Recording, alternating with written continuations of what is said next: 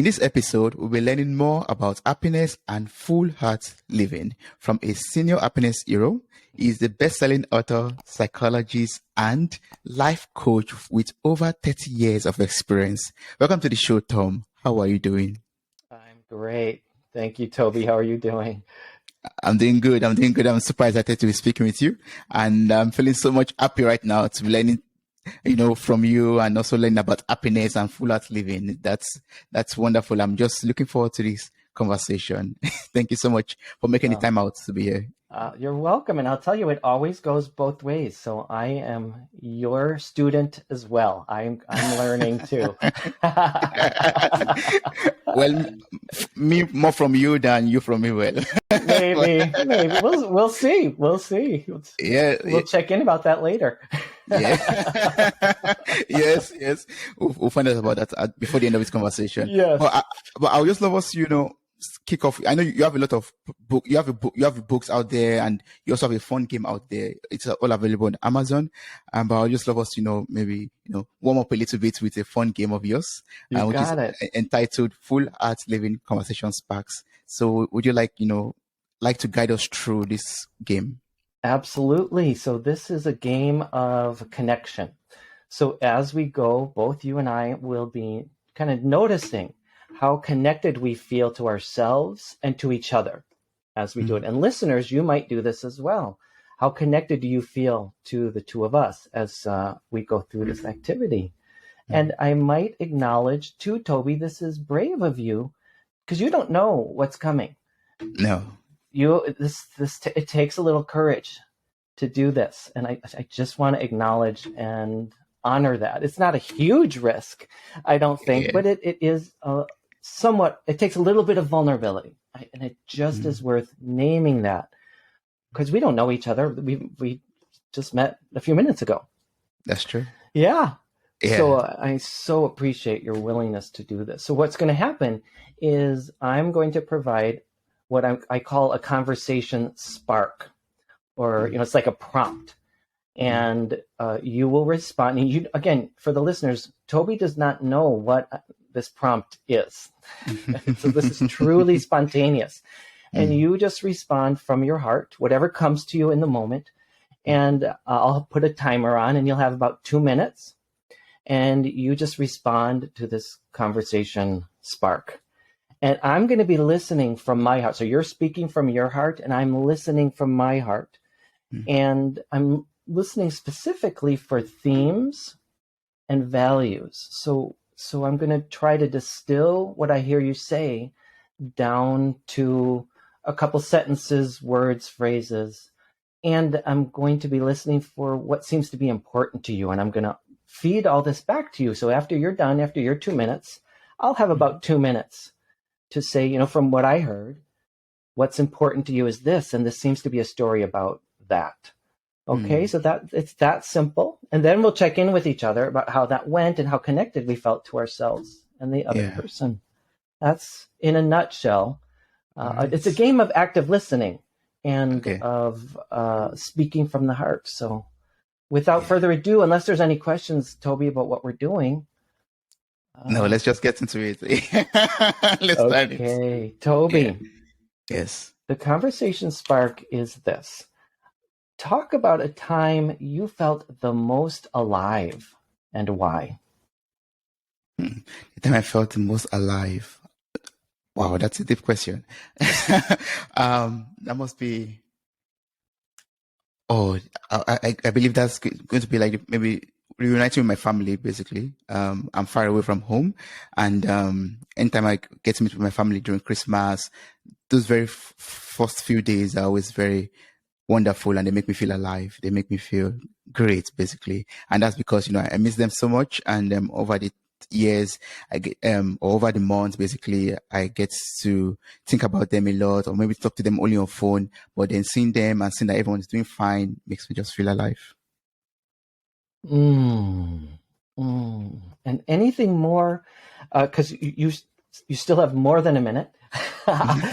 Is there anything more about what that's like that brings you so alive? Anything more that happens when you're with your family? Anything more that happens?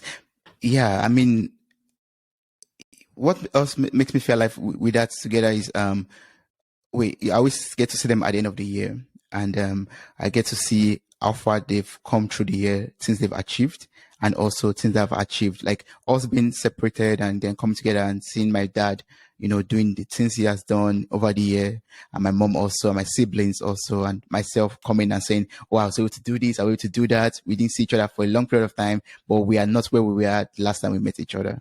That makes me really feel alive. Like setting goals and achieving those goals and coming together as a family to celebrate the little achievements or the big achievements makes me come alive. Yes. Yeah, got it. Wow. Okay. So I'm going to check my timer here. I'm going to give myself 2 minutes to feedback what I heard about themes and values. So to me, this is very much a story about, and you used the word celebrate, and that word came to me even before I heard you say it out loud. To me, this is a story about celebration. It's about noticing even small changes and accomplishments that these people who you clearly absolutely adore. This is your family. This is, I like to use the word tribe, right? Because this is so important. And we'll get into this later, that we all have, and I just learned earlier this week to use that word with a plural. We all need tribes. We need groups of people that we can go to, that we feel safe and accepted. And that this is what you're talking about. Your family, who you don't see very often. You live very far. And you so look for, you miss them terribly when you're apart. And to be together, it just fills your body, I think, with warmth and joy. And it's both, I think, if I got it correctly, that now I may be extrapolating a little bit more. It's being in their presence, and what you talked about in the second part of comparing, oh, this is where we were then, and now celebrating together. So that's another really essential component in happiness, is having people who see us and that we see them. Yes. And making that explicit. That's what you do when you come together. And maybe it's in part, Toby, a function of the fact that you don't see each other very often. You may even do it more. Like, it's easy to take for granted and not do these things as much when we see people more regularly. There's something about being apart for extended periods. Oh, do you hear the timer? Yes, yes. I'll just finish that statement. Something about being apart for extended times that can really heighten our appreciation for people. So let me first check in, kind of like, what was that like for you on both sides, speaking and listening to, responding to the prompt and listening to my kind of summary of themes and values? Or I think it shows that you listened, and not just listened, but also you're able to like connect to what I was trying to say, or what I said actually, and you were able to bring out some insight out of it. Yes, right. Yes. And Yeah. I felt connected to you. You exposed yourself. You told me how important your family was, and I could imagine these reunions. And of course, we can't, when we hear stories like this, we can't help but be reminded of our own experiences. So of course, I can relate to it. And that's the way I connect to myself in listening to your story. Yeah. That's good. Awesome. That's good. Yeah. So in a nutshell, that is, so I'll show the product. Now, this is the game. It's called Full Heart Living Conversation Sparks. It includes all the instructions that I went through and reminders of how to listen actively. Because basically what I was doing was listening really actively to you. And then I gave you a summary of what I heard. And I didn't just say, Toby, this is what your story was about. I said, from what I heard, I took ownership for it. That's an important piece, because no one can really tell someone else what their themes or values are. It's all through our own filters. And in case we're a little off, and here's the thing, though. I've done this hundreds, perhaps thousands of times on both sides, and I've never found anybody who said you were wrong when giving the feedback. Like everyone has at least a portion of the story. And sometimes if somebody is a little off, it gives the listener or the speaker a chance to say, well, sort of, but really what I meant was this. And then they can go deeper. Deeper, yes. And then the other thing, so don't be afraid to just take a stab.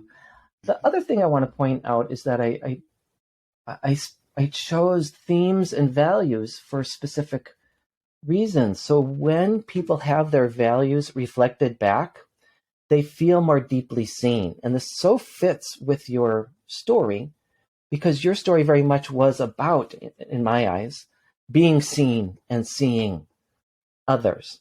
And that is deeply connecting. And this is what I learned through this whole project, is that happier people connect really deeply with others first, and that is seeing them and being seen, and themselves.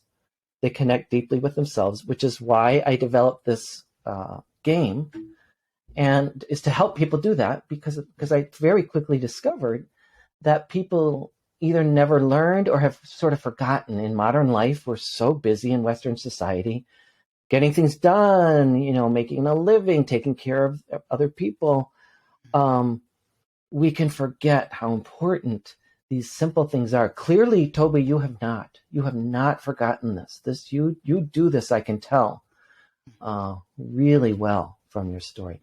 But let me pause here and just check in with you. How is all this landing with you? Of course, it's landing well. I'm thinking about, this game, where has it been all my life? Because it's going to be something that will be nice to play with, like, loved ones, with friends, or with family, also to have that deep conversations with them, basically. So. Well, and here's the thing, Toby. So again, I've gone around the country and led people through this activity. And now with podcasts, I'm doing it, virtually as well. Yeah. And so sometimes people get paired with a loved one, and sometimes they get paired with a stranger. And it's great either way. And I've had this experience myself when I did it with my own husband. With our couples group, I assumed two things. I assumed that I knew in advance how I would respond, because I developed all these questions, right? Based on my book, I developed the questions. Number two, I assumed I knew what Greg would say, because we've been together almost 30 years. I was wrong on both counts.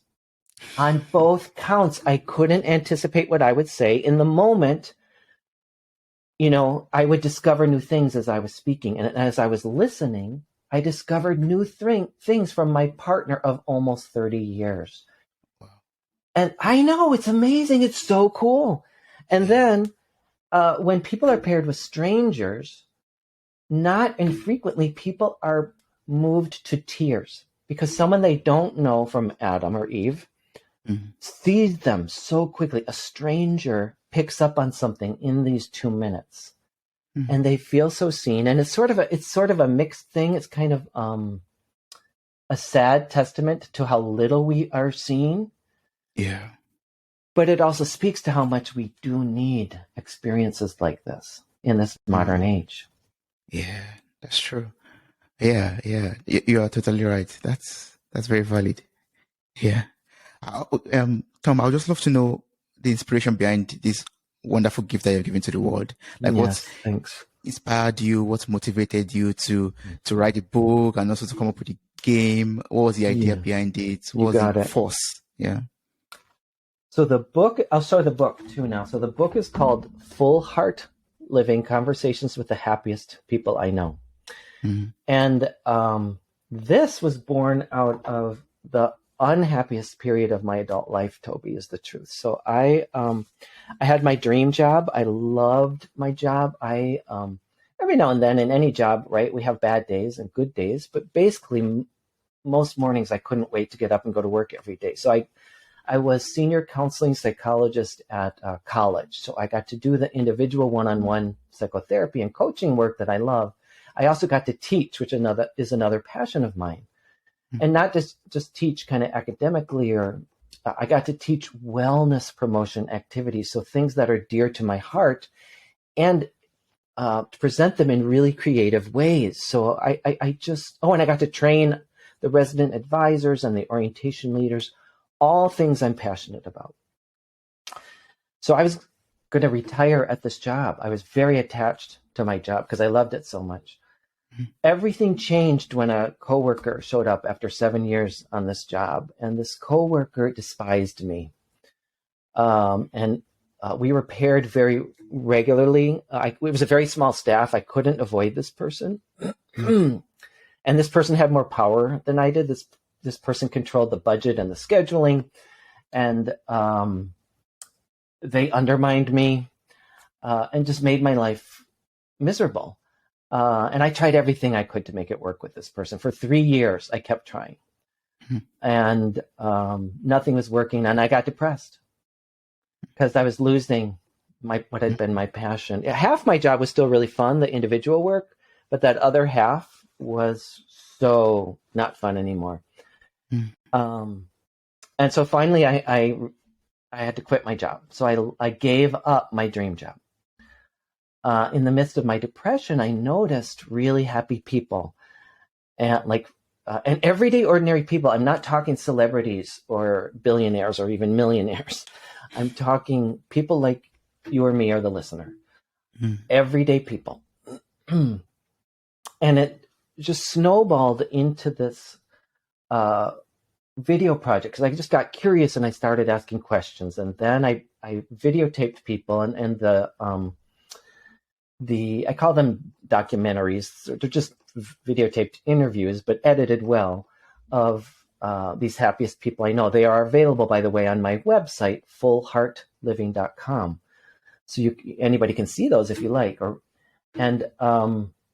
The first day of filming, Toby, was one of the happiest days of my life. I just had so much fun talking with happier people about what makes them tick. I go, oh, that's what I want to write about. So, because I had known for years that someday I would write a book. It just kept coming to me like one of those intuitive knowings. I'm going to write a book someday. I'm going to write a book someday. Yeah, I'm going to write. So anyhow, that's how the book was born. Yeah. And after it was published, I started doing public speaking gigs, and they were sort of traditional. Initially, they were traditional book launch events where I read from my book. I talked about what I learned from it. I talked about the inspiration. And I was hoping to inspire people, because what I learned is that happier people connect deeply. And I've said some of this already. Happier people connect with other people really well. They connect with themselves. And we can talk about what all these mean a little bit more in a few moments. Yeah. Happier people connect with their passions. And they do all those things in the service of others. So I would talk about all that. And I would say, at the end, I hope I've inspired you to connect more deeply with other people and yourselves. And what do you imagine, Toby, people would do when I would end my talks that way? They'll be happy. I'm glad. You would think so, and you'd think they would do it, but they didn't know how. So I talked about it, but I wasn't telling them how to do it enough. That's when I changed my public speaking gigs into these experiential activities where I took them through the process you and I went through. And then I developed the product.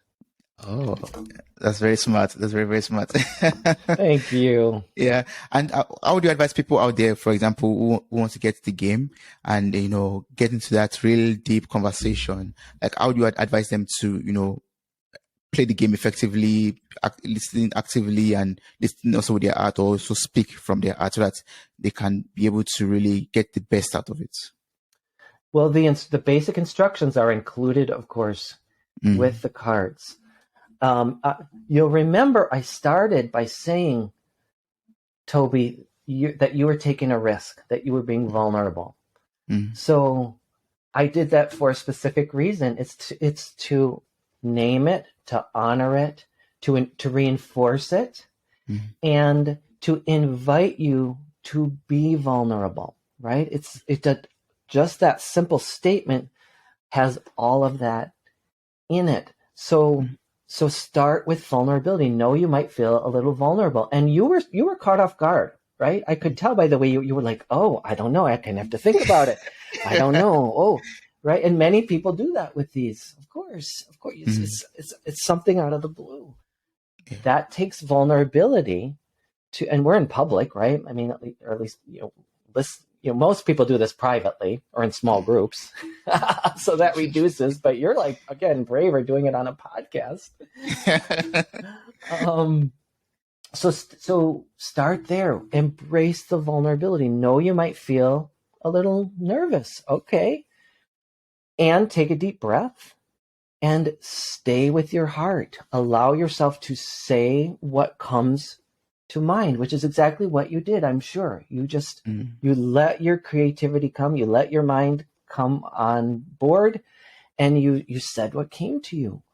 Yes. I imagine at least that's what it looked again from the outside. I can't really say what your internal process was. It's just how it looked as I observed you. Yeah. Yeah. What else?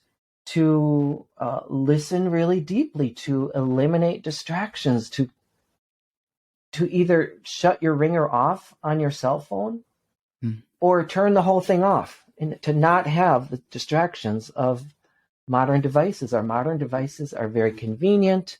They have their place. They do make life easier in some way, and they can take us out of the present moment. This is very much an activity about being in the present moment, having a real live experience with a human being, not just, through social media, for Yes. instance.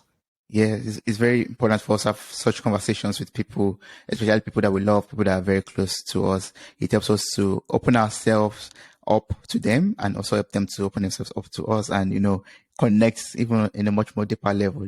Yeah. Yeah. Exactly.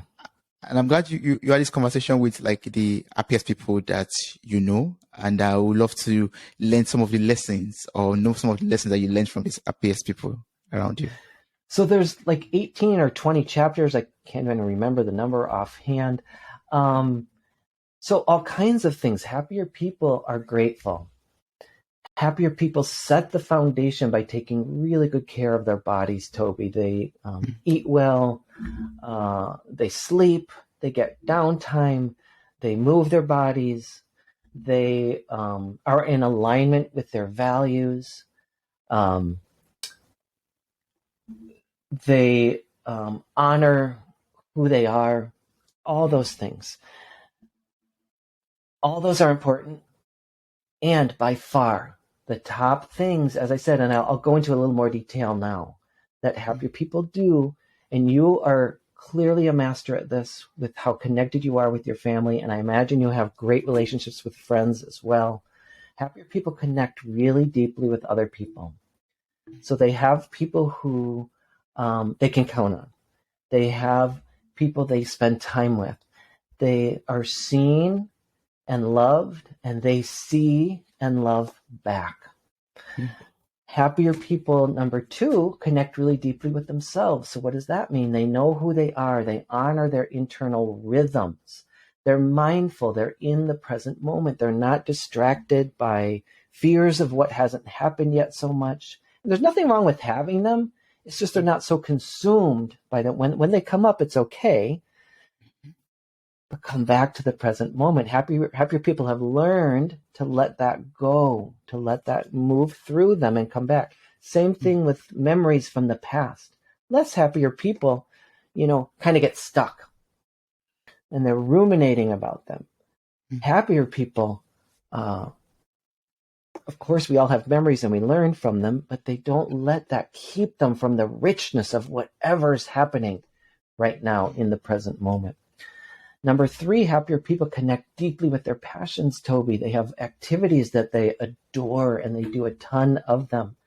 And it's kind of like that flow state that's talked about where we lose all sense of time and we lose all sense of ourselves as well. And we're just kind of one with the activity. So again, happier people connect really deeply with others, themselves, and their passions.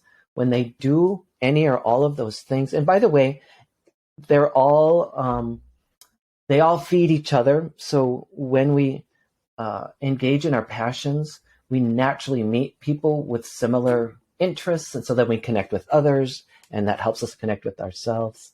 To take it deeper, happier people give back. They do any or all of those things in the service of the greater good. So happiness and the promotion of happiness for ourselves is not just selfish, because happier people do more good deeds in the world. They volunteer more, they donate more money to good causes, and they do less harm. Happier people are more fun to be around. They spread happiness because people love to be around happier people, and they get happier themselves. Joy spreads. Yes. And that's a good thing. So it's a win-win-win all the way around. Yes. I mean, that sounds so lovely. That sounds so beautiful. Well, I mean, Lovely. there are listeners out there, and myself included, that are asking ourselves right now, like, oh, Tom, yes, everything you've said right now is so wonderful, but how can I become a very happy person? How can I become happier, basically? Like, what are the things I'm supposed to do? What are the choices that I'm supposed to make to make my life a much more happier life? Number one, I'm going to start with the reason I chose the title I did. I called it Full Heart Living. Happier people live with their whole heart. So this may sound counterintuitive to the question you just asked. How can I be happier? Happier people embrace the fullness of life, the full heart, which is not always happy, Toby. Life is not all roses and good times. Yeah. Sometimes we're sad, sometimes we're mad, sometimes we're angry, sometimes we're anxious, all these so-called negative emotions.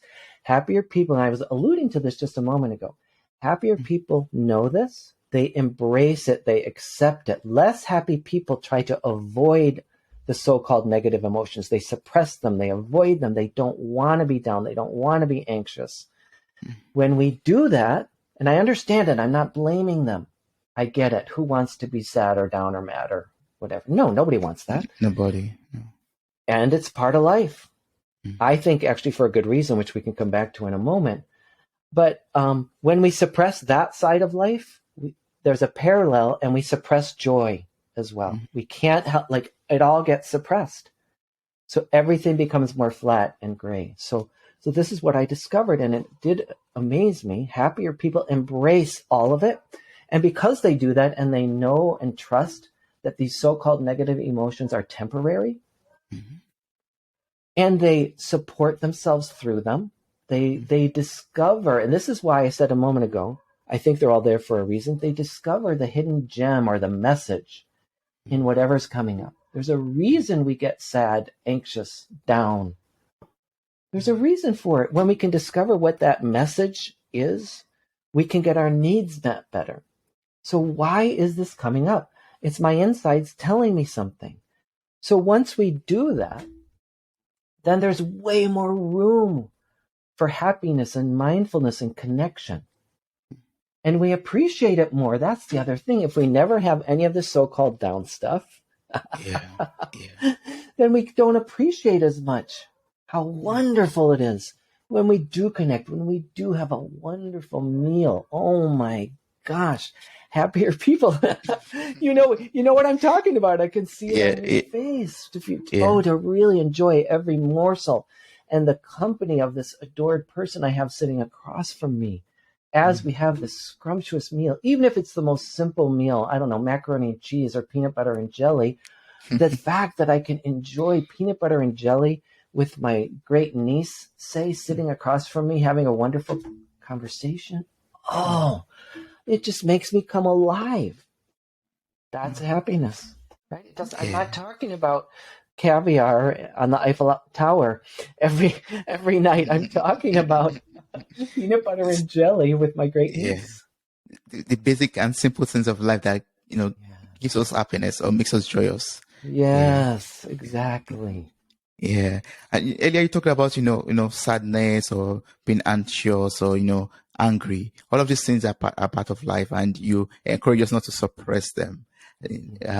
Sometimes we believe, oh, some people that are always sunshine all the time, they don't never get angry, never get sad. How do you advise us to deal with all of this downtime in our lives and still remain happy all the time? Like how do we develop this happiness resilience even when life seems to be going south? Absolutely. So here's the thing that I discovered is that like the drive toward happiness, it's basically the same things in resilience. They say them in a little bit different order, and the resilience people, and they emphasize different things for really good reasons. So in my work, I really discovered what I already said, the connection with other people. And that's where I start with people. Resilience teaches us to start with the body, because the body is the foundation. So really attending to, and this is particularly for people who do suffer from a lot of sadness, a lot of anxiety, that's very much in their bodies, and they need to respond from a body perspective. So really attending to nutrition. Because when we have a lot of sadness, depression, a lot of anxiety, the very brain chemistry changes, right? Mm-hmm. And there's more inflammation and more chemicals in our body, like adrenaline and cortisol. Mm-hmm. So the body needs us to move our bodies more, to flush it through the system, through perspiration and the breath, and really feeding the body solid nutrition, so that the brain can even out and become more balanced, and attending to rest and sleep. Mm. So all of those, that's number one. Mm-hmm. Number two in resilience is the mindfulness piece.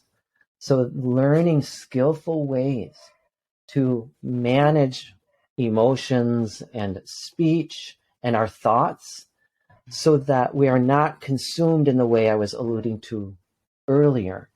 Yeah. That allows us to be more in the present moment. Then number three in resilience, they go to relationships. So they say you really got to start with the body and the mind, and then go to the heart, and then work on connecting with yourself, connecting with others, and connecting with something deeper, with spirituality, with meaning and purpose in your life.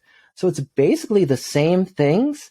It's just emphasizing them a little differently. So it sort of just depends. Like my book is really, and I meant it always to be kind of for the average person. And the resilience work came out of folks with long-standing histories of difficulties with things like anxiety and depression. Yeah. Well, thank you so much for sharing that, Tom. I appreciate that. Yeah. Happy to.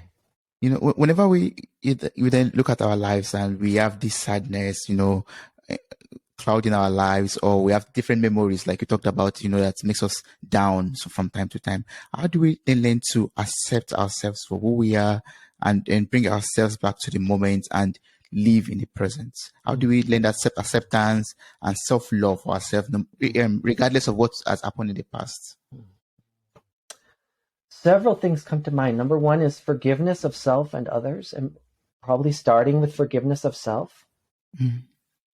Accepting these are the choices I made. And often with clients, what I'm doing is helping them recall, even if there's decisions they regret or regret a lot, there's a really good reason they did them at the time.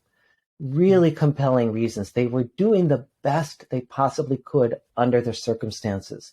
So helping people go back and remember, look, this is what you had. These were your resources. These were your experiences. Because it's so easy with 2020 hindsight, with our present day, to say, I should have done it that way 20, 30 years ago. 20, 30 years ago, you didn't have the same experiences. You didn't have the same wisdom. No. You had what you had. You did what you did based on what you knew then. So accepting that. The other thing that I have come upon the last less than 10 years, maybe 6-ish years, is mindful self-compassion. These are active, many of them are meditation practices that teach us how to love ourselves. I love these. I love these. Really, really bringing the same kind of acceptance we would have for, say, our best friend, for ourselves. And you see what I keep going back to my heart. I put my hands on my heart because that's the symbol to me of self-acceptance. And literally there's a meditation in the mindful self-compassion work of putting a hand or both hands on your heart. Thank you. You're doing it too. Yeah. And imagining that your hand is instilled with an elixir and that your heart can absorb from your very hands self-love, and that it permeates throughout your entire being into every cell.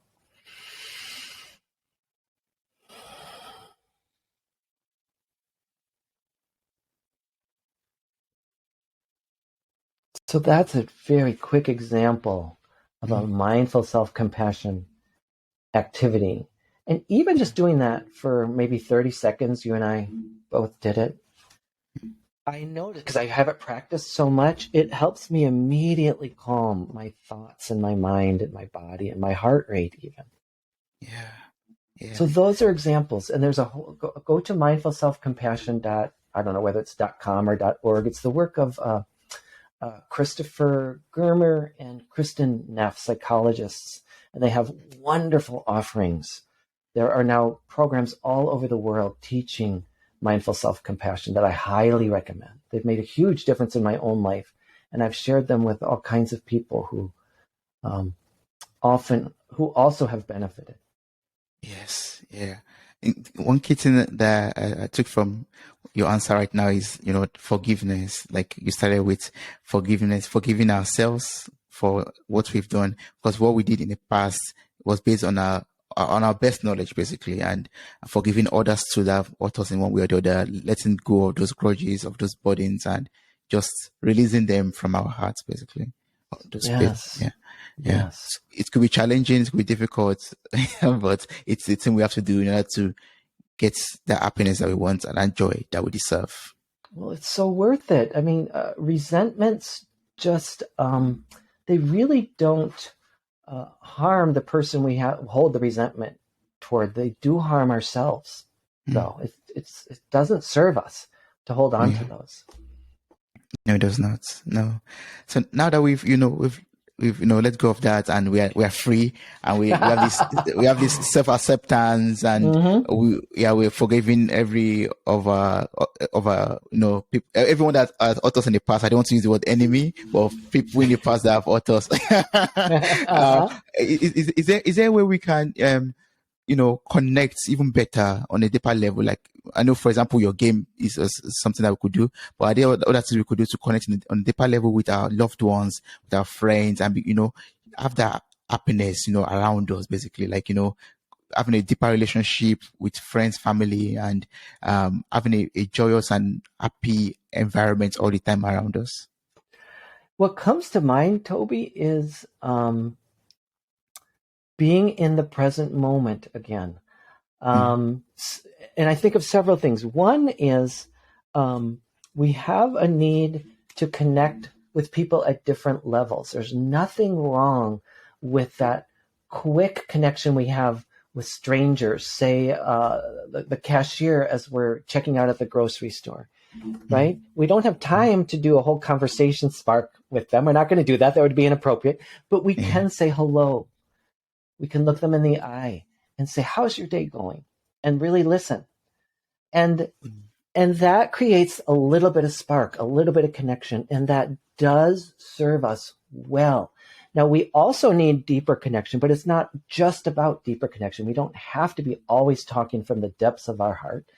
So, for instance, we could talk with our roommate about our favorite television program when we were growing up.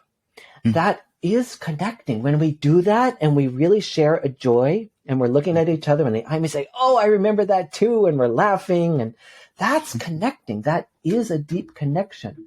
So I wouldn't want to leave listeners with the idea that the only way to connect and the only way we're going to be happy is if we're always talking about deep things from the depths of our soul. No, no, no, no, no. We need to do that as well. But to also just have a conversation with a loved one about, I don't know, bread. That's great. That's great. But again, it's how you do it. If I'm scrolling on my phone while I try to do that, it's not as connecting. And when we spend too much time doing this, this is actually a distracted state. We're not fully in the present moment. Now, again, I think there's a place for social media. I use it to promote my work. I scroll. It's a way to keep up with people who I don't see as regular. Right? That's not all bad. But we do want to limit our time because that is a distracted state. Putting the phone down, being with the person across from us, that feeds us at a much deeper level. Yes, that's true. Wow. Yeah. Yeah. Like, shut off the distractions and try to connect on some level with, you don't have to speak from the bottom of your heart, like you said, but Yes. At any level, you are fully focused and there's no distraction, no social media when you are with someone in person. Yeah. Yes. That's good. And also, that's about connecting with people. But another thing that I find that brings me personally happiness or joy is, pursuing my passion, my visions, and the dreams I have for myself. Yes. So are there like some ways we could truly connect with our true passion in life? Well, yes, this is not uncommon that people will say, I don't know what my passion is, or, I am grown now. It's not the same as when I was younger. And yes, I get it. So on the first part, with people who say they don't know what they're passionate about, go back to childhood. What brought you joy then? What were you naturally drawn to? Whatever those activities were. There's almost always a kernel there. And then it can be a risk for people, but I just tell people over and over again, pursue those now. So even if you're an adult and you haven't taken a class in all these years, go ahead and take a class in whatever it is you're interested in, a sport or singing or knitting or whatever it is. Find other people with that same passion. Maybe it's playing cards. Find other people who do that. Learn the skill and do it. It is a risk. And so here's the thing with risk taking. I'm not talking about just, jumping off a cliff without a parachute, or flying a plane without lessons. No, get the training. Find a way to support yourself. Take a deep breath. Find someone to go with you, maybe if you're scared to go alone. Work through whatever obstacles come up. Less happy people encounter an obstacle and are more apt to give up. Happier people do take more risks. And think about it, just statistically speaking, if we take more risks, and again, I'm talking graded risks, small steps over time, statistically speaking, then the more risks we take, the more likely it's going to pay off. Take more risk and it's going to pay off. Yeah. But, one other thing that, that could cause unhappiness in the life of people has to do with whenever we think about our flaws or think about our weaknesses. Like now you talked about, taking risk and, it's going to pay off. Sometimes we have that weakness of being shy or, being, timid or some other weaknesses and flaws that we have. And are there like some ways we could, embrace this and as become happier? Are there some ways we could maybe change our weaknesses to strengths in order to make us happier? It's very similar to what I was talking about earlier with the full heart and kind of the so-called negative emotions. So starting where we are. Yes, I'm shy. I tend to be shy. I'm an introvert. And so I accept that. I know that about myself. So I have actively learned social skills. And I know as an introvert, I need downtime. Now, I love connecting with other people. like having this conversation with you brings me alive, and I'll be tired afterward. So like I don't schedule a client meeting right after this. I give myself a break because I know my system needs some recharge. I try to take one day off a week because I know this about myself. So one whole day, of course, usually on a weekend, where I don't schedule anything and I let myself do whatever my heart wants to do that day, which is often staying in my pajamas and reading, and taking a nap in the afternoon, and maybe just going on a nice walk around the lake with the dog. So I recharge my batteries because I've accepted who I am. So those are just some examples from my own life. It's just starting with accepting the truth, what I know about myself, but not letting that be an obstacle. Okay, given that, and so this is true, and I have an intention. I want to be happier. I want to get out in the world more. So how can I have both? How can I honor these rhythms in myself and go out in the world and do what I want to do? It's not an either or, it's a how can I have both? Mhm. How can you have both? Yes. How can I have both of them? How can I embrace who I am, love who I am, and still go ahead and go into the world and do what I'm meant to do or what I want Yes, to do? exactly. Yeah. Exactly. And I love that you used it as meant to do, because I think that that's really the more accurate one. I think we all come down here with a purpose. There's something we are meant to do, that we're called to do.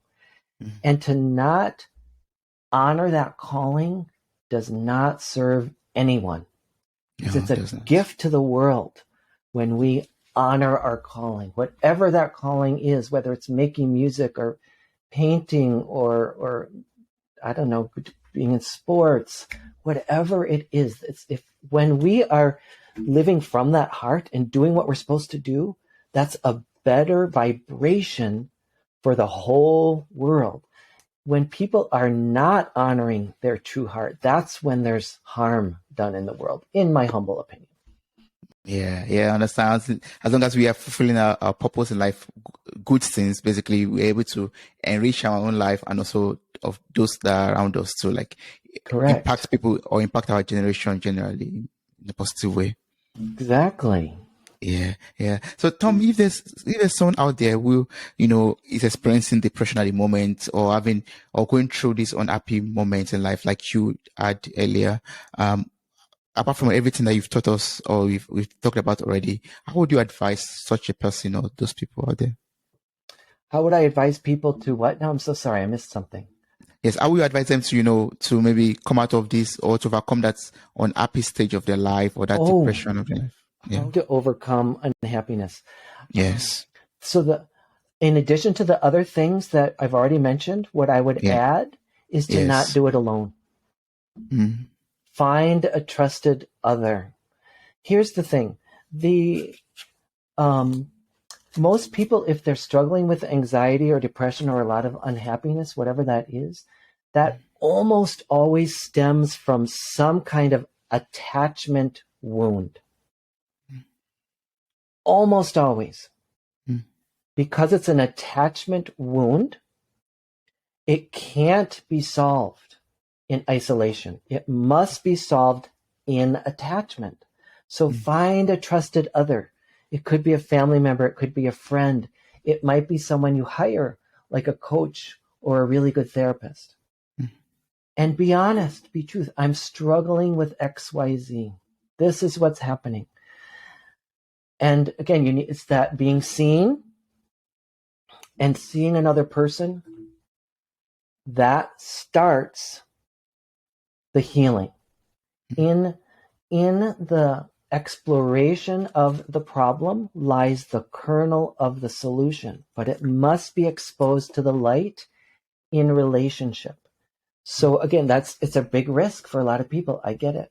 It may not be the first thing that you do. Take slow steps over time. Start by disclosing just a little bit to your best friend if you're super scared about doing that, right? Mm.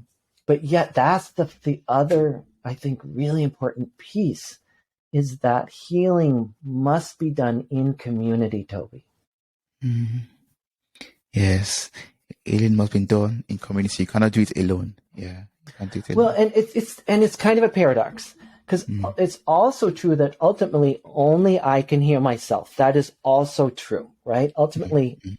like the other person doesn't do it for me, but it's through the process of revealing the problem, talking about solutions. Then I go off and it helps change my thoughts and my relationship with the problem and my behaviors. And then we come back together and talk about it more. And I go off and I do my own thing. But it's the shuttle back and forth.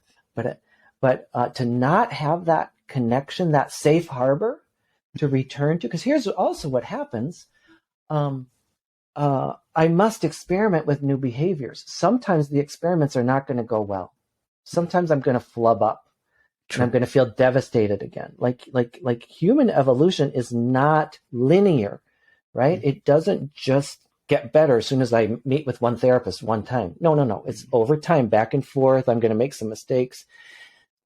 Human evolution, instead of thinking it as a line going forward, think of it as a spiral on its side. So we dip back, we repeat behaviors that don't work so well a number of times. But slowly we begin to build new muscles and we realize, oh, there's another way. And so that's how humans evolve and develop. Yes, we develop new habits, new behaviors, and we Yes. evolve that way. Yes. Yes. Yeah. I would love you to tell us about your workshops and other books that you have out there, because I've learned so much from you about happiness in this episode. But I'm sure you have. I know you have other offerings basically, and I would love the listeners and myself to even know more about them. Yeah, sure. So I'm working on my second book now. It's on trauma resolution, and I hope that will be out soon. And that's all I can say because I don't know any more than that right now. Yeah. So let's see, upcoming workshops. I'm developing a new one in response to the pandemic and coming out of this pandemic, which seems to be moving into endemic. But we still have a lot of collective trauma and ambiguous loss. So I've got a workshop that's coming out in January addressing those things. Let's see, what else is around the corner? I do workshops on resilience, and on a colleague and I developed a workshop on what we call My Tree. It's our own form of mindful self-compassion based on the work I was mentioning earlier. I teach yoga. That's usually live, so wherever I happen to be, either in Minneapolis or in California. I teach workshops based on the book. So that's on how to connect with other people and yourself and your passions. I know there's more, but I'm drawing a blank. That's all I can think of right now. Yeah, I know you have this relationship reset also that you Yeah, work that's on. basically the taking people through the conversation spark. Conversations. Yeah. Okay, and the resilience reboots also. Yeah. Yes. And Yes. I think also befriending the self too. That's to do with Yes, and that's a mindful self-compassion. Yeah. yes, I guess I did yes, cover yes. them all. Yes, you did. Wow, I really appreciate this wonderful conversation. I'm going to place the link to your website, which has the details about your books and other offerings in the show note of this episode. And I encourage everyone who has listened so far to just click on the link, get the book, get the fun game cards, play them with your loved ones, be vulnerable, and take that risk to become a better person. Thank you so much, Tom. I really appreciate this wonderful conversation. It was wonderful. Thank you.